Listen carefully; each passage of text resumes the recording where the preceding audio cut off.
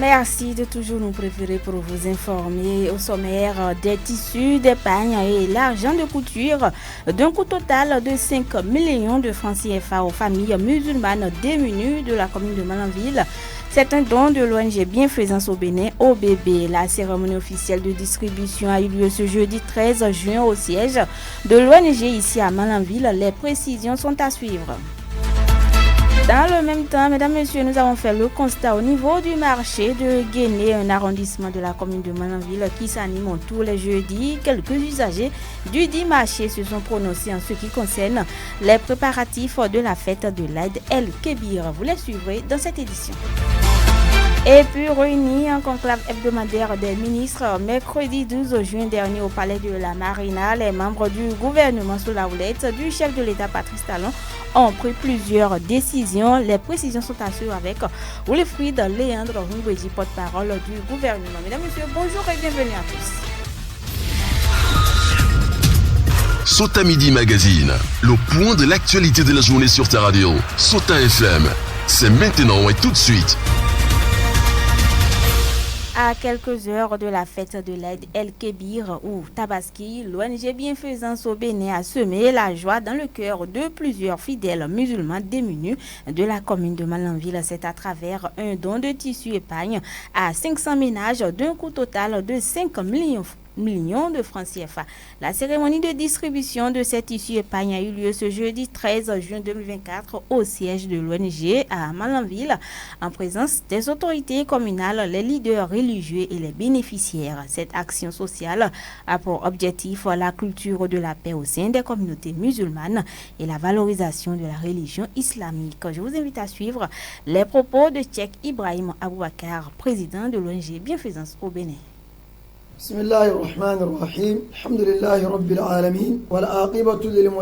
Bienvenue à cette cérémonie de distribution de tenues de fête aux plus démunis à l'occasion de la fête de Tabaski 2024. Aujourd'hui, c'est une très grande joie pour nous, population de Malanville, de recevoir 500 complets tissus épargne plus 3000 francs de nos francs comme frais de couture gracieusement offerts par l'ONG Bienfaisance en collaboration avec ses partenaires financiers que sont Emirates Red Crescent et UAE Aid. Ce don d'un coût global de 5 millions de nos francs vient à point nommé soulager les peines de nos vaillantes populations. Qu'ils en soient remerciés et qu'Allah le leur rende au centuple. Nos remerciements vont à l'endroit du chef de l'État, du préfet de l'Albori et du maire de la commune de Malanville pour sa disponibilité à tout instant.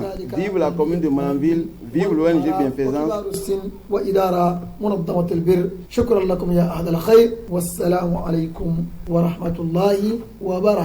À son tour, la première autorité de la commune de Malanville a salué ce geste de l'ONG Bienfaisance au Bénin et ses partenaires.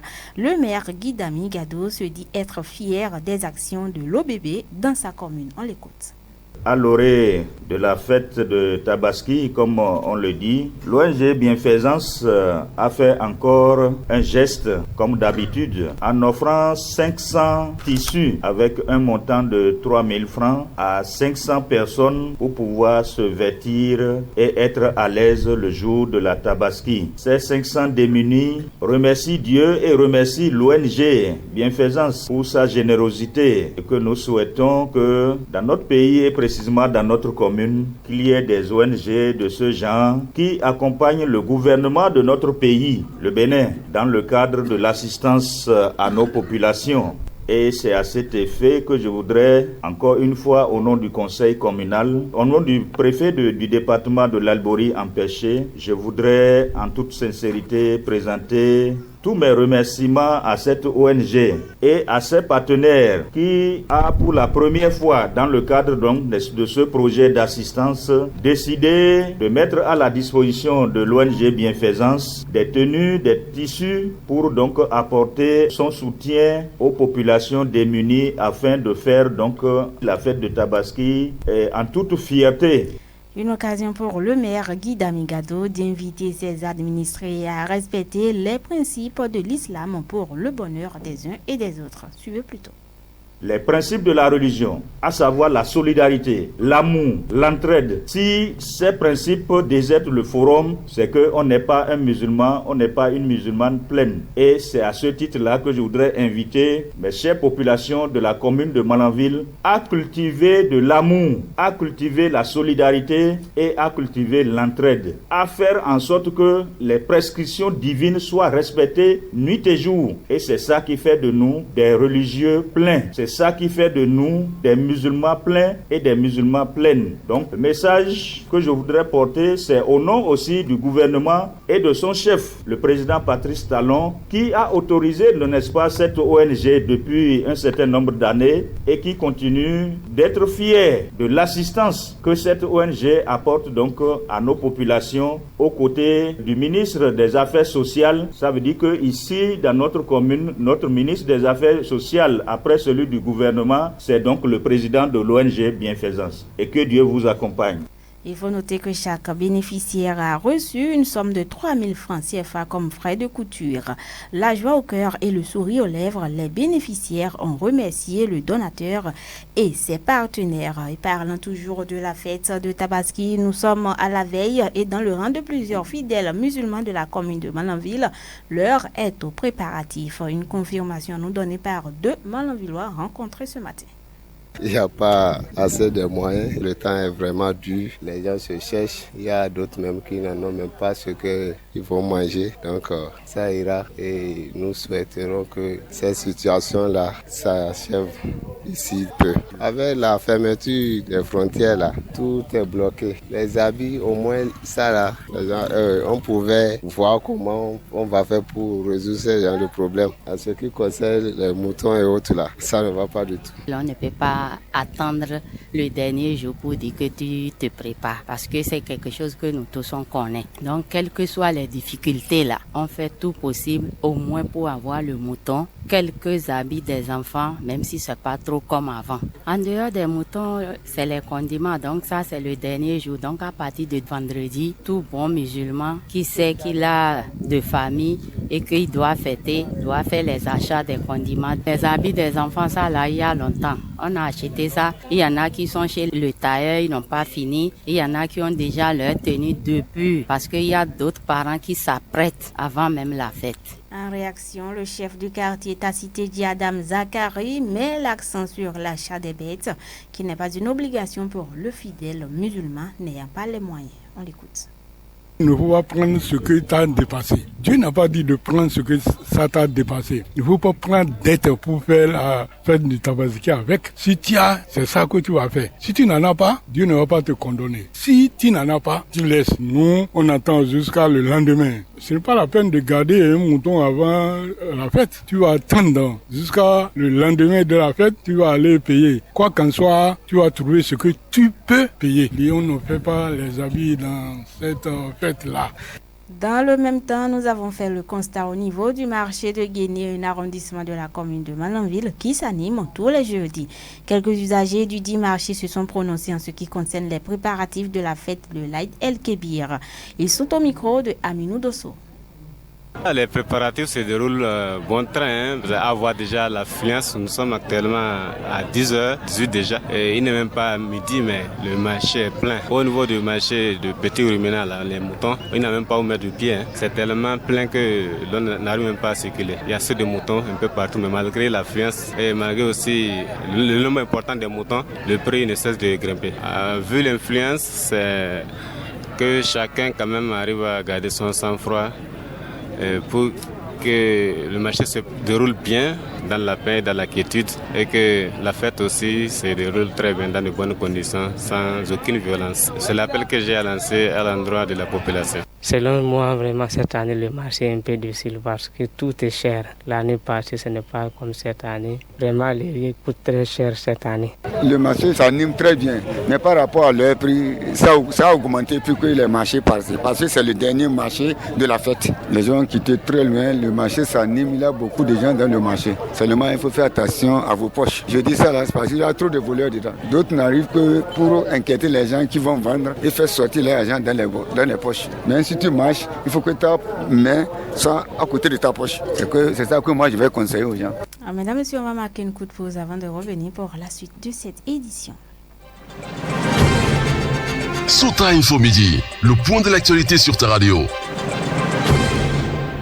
Le conseil communal de la mairie de Malanville a tenu sa première session extraordinaire au titre de l'année 2024. Hier, mercredi 12 juin, les assises ont eu pour cadre la salle de réunion de l'hôtel de ville et présidée par le maire Guy Damigado. La séance a connu la présence des conseillers communaux, la société civile et d'autres acteurs. Et c'est l'autorité communale qui a procédé à l'ouverture de la session. Guy Damigado, qu'on écoute. Je souhaiterais que cette session extraordinaire, que nous la commencions donc avec le remerciement de Dieu et puis que nous la terminions donc en toute beauté et que donc le conseil communal continue toujours d'avoir la cohésion. Si ailleurs, à l'échelle macro, au niveau communal, on cherche la cohésion sociale, c'est que la cohésion sociale doit partir d'abord de notre conseil. Parce que c'est nous le modèle que les gens regardent. Et donc, je voudrais une fois encore donc vous remercier d'avoir répondu présent à cette séance, à cette session extraordinaire. Merci, la séance est ouverte. Au total, 10 points sont inscrits à l'ordre du jour, notamment l'accord d'une subvention de la mairie pour les cantines scolaires dans la commune et la fixation ou révision des tarifs de certaines taxes, redevances et impôts dans la commune de Malanville. Réunis à conclave hebdomadaire des ministres ce mercredi 12 juin au palais de la Marina, les membres du gouvernement sous la houlette du chef de l'État Patrice Talon ont pris plusieurs décisions. Et parmi les grandes annonces, on peut citer l'adoption de la marque Pays du Bénin. Cette décision, selon les explications du porte-parole du gouvernement, vise à renforcer l'image et l'attractivité du pays sur la scène internationale. Je vous invite à suivre un extrait du compte rendu par Wilfried Leandro Mbedi. Les études et consultations menées ont permis de retenir la promesse de la marque « Un monde de splendeur ». En effet, dans un environnement mondial concurrentiel, la mise en place d'une telle marque permet de se différencier des autres nations en adoptant une stratégie de promotion distinctive. La présente initiative a donc pour objectif de renforcer l'attractivité du Bénin et de le promouvoir comme destination touristique de premier plan, aussi bien à l'échelle nationale qu'internationale. Elle vise notamment à faire de la marque Pays une plateforme de promotion des attractions touristiques du Bénin, attirant de ce fait un flux accru de visiteurs internationaux. Créer une identité visuelle forte et promouvoir les valeurs et les richesses du Bénin en contribuant à renforcer le sentiment d'appartenance des citoyens béninois envers leur pays. Contribuer à attirer les professionnels qualifiés et les talents internationaux en projetant une image attractive du Bénin pour accroître la compétitivité du pays sur le marché mondial. Renforcer à travers une marque pays forte et bien positionnée, la confiance des investisseurs envers le Bénin, tout en mettant en avant les opportunités commerciales et les secteurs d'excellence du pays, favorisant ainsi les investissements étrangers et les exportations. Il a été également adopté le document de programmation budgétaire et économique pluriannuel 2025-2027. Wilfried Leandro Mbedi pour plus de précisions. Sur le plan social, l'État s'investira dans l'extension des filets sociaux et les progrès pour l'atteinte des objectifs de développement durable ODD. Le but visé est de faire bénéficier les fruits de la croissance au plus grand nombre et d'améliorer les conditions de vie des populations, notamment les plus vulnérables. À cet effet, la généralisation du projet Assurance pour le renforcement du capital humain sera effective. Les autres mesures sociales seront poursuivies et renforcées. Les projets à fort impact social et sur les ODD continueront de cristalliser l'attention. S'agissant des finances publiques, l'État va maintenir un cadre financier soutenable. Pour ce faire, un accent sera mis sur la bonne conduite de son programme économique et financier avec le Fonds monétaire international FMI, dont les revues à date se sont soldées par la réalisation de tous les critères de performance et des repères structurels. En outre, les réformes engagées au niveau des entreprises publiques, des collectivités locales et des organismes de sécurité sociale seront consolidées afin de sauvegarder les acquis et d'optimiser leur contribution à l'économie. La page sport sur Sota FM, c'est avec vous Bruno Gakli. Bruno, bonjour. Bonjour Pierrette, bonjour aux amis du Curon. Ce sera derrière cette virgule. Le sport dans son ensemble et avec toutes les disciplines, c'est sur Sota FM, la meilleure pour les informations sportives d'ici et d'ailleurs. Avec vous Bruno Gakli, On fait un retour sur les résultats de la 21e journée de championnat national de football du Bénin, ceci à l'issue des rencontres disputées hier. Oui, effectivement, Pierrette Apovo. À l'issue des rencontres disputées hier, voici un peu les résultats, sinon le visage des rencontres d'hier. L'Autopopa a joué les campons contre Requin FC. Le score, c'est 1 but partout. 2 contre 1 en faveur du US Cavalier qui a joué contre JS Pobet. Pendant ce temps, Banigansé a joué contre Dragon FC. Le score est de 2 buts à 1 en faveur de Banigansé. AS Sobemap a croisé les crampons contre Damissa. Le score est soldé par 3 buts à 1 en faveur de Damissa FC. Pendant ce temps, à 3-1, c'est donc le score qui a sanctionné la rencontre entre Dynamo et contre Aspac. 3 buts à 1 en faveur de Dynamo. Coton FC a joué les crampons contre Espoir. 1 but en faveur de Coton FC. AS Cotonou qui a croisé les crampons contre Dadje. Le score est sanctionné là par 2 contre 1 en faveur de Dadje FC qui a battu sans merci son adversaire qui était AS Cotonou. Ayema a joué les crampons contre AS Takouné. Là, le score est de 1 but à 0 en faveur de AS Takouné. C'est un peu ce qu'on peut retenir pour ce qui concerne la Super League Pro jouée au Bénin. Pendant ce temps, dans le cadre des mondiales 2026, le Maroc cartonne le Congo 6-0 et poursuit son parcours sans faute en éliminatoire. Vous nous dites. Ah oui, c'est très lourd, Pierrette Apova. Dans le cadre des éliminatoires de cette compétition qui est prévue pour l'année 2026, il faut noter que de la Coupe du Monde, en tout cas, ça se poursuit avec 2 journées dans ce mois de juin 2024.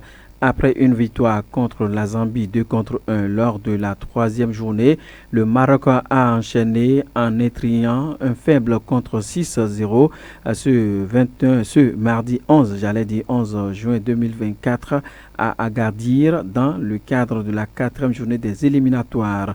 Et en effet, après une victoire poursuive contre la Zambie, le Maroc n'a pas fait donc le détail contre les Congolais. Dès les premiers instants, les Lions de l'Atlas ont montré leur détermination en se portant résolument vers l'avant.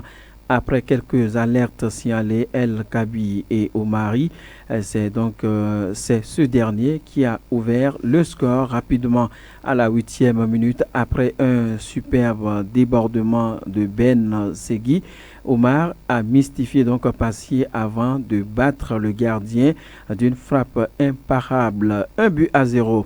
Loin, il faut noter Pierrette à pouvoir loin de se reposer sur leur laurier. Les hommes de Walid Regaré ont continué à attaquer.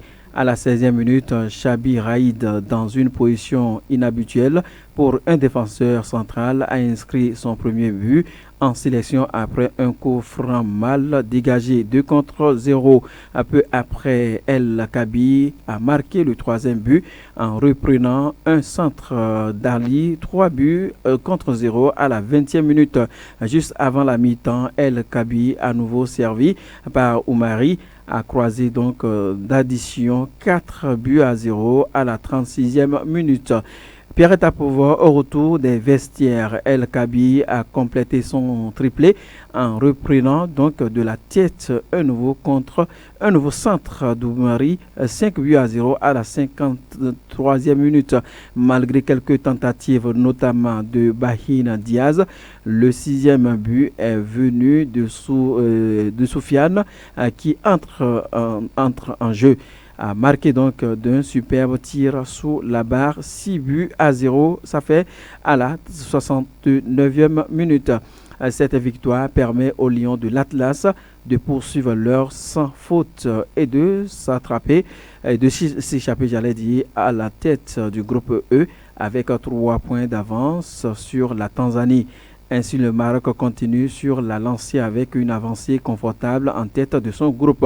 Les prochains matchs vont permettre de confirmer cette dynamique et assurer la qualité pour la Coupe du Monde édition 2026. Pierrette Apovo. Merci beaucoup à vous, Bruno Gakli, pour toutes ces précisions sportives. Mesdames, Messieurs, hors de nos frontières, au Burkina Faso, Mousbila Sankara, l'oncle du défunt président Thomas Sankara, arrêté le 11 juin à l'aube alors qu'il revenait de la mosquée, a finalement été libéré ce 12 juin au soir. Ce sont des agents de l'Agence nationale de renseignement qui l'ont ramené à son domicile vers 19h30 après 2 jours d'interrogatoire dans leurs locaux à Ouagadougou. Après avoir rassuré sur son état de santé, les syndicalistes dit avoir été traités correctement et est revenu sur l'objectif de son arrestation.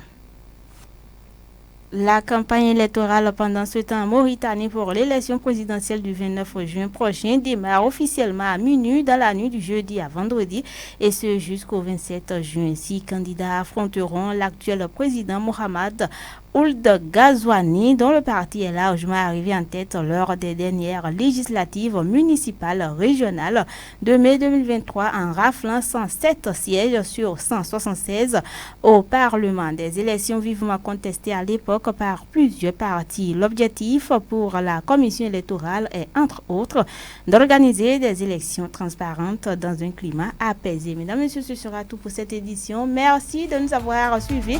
Je suis Pierrette Akovo devant ce micro. J'ai bénéficié de la collaboration technique d'Aboubacar Doko. À l'édition, c'est Inoussa Karim. Bon après-midi à chacun et à tous. C'était Sota Midi Magazine, le rendez-vous informatif de la mi-journée sur Sota FM, la radio de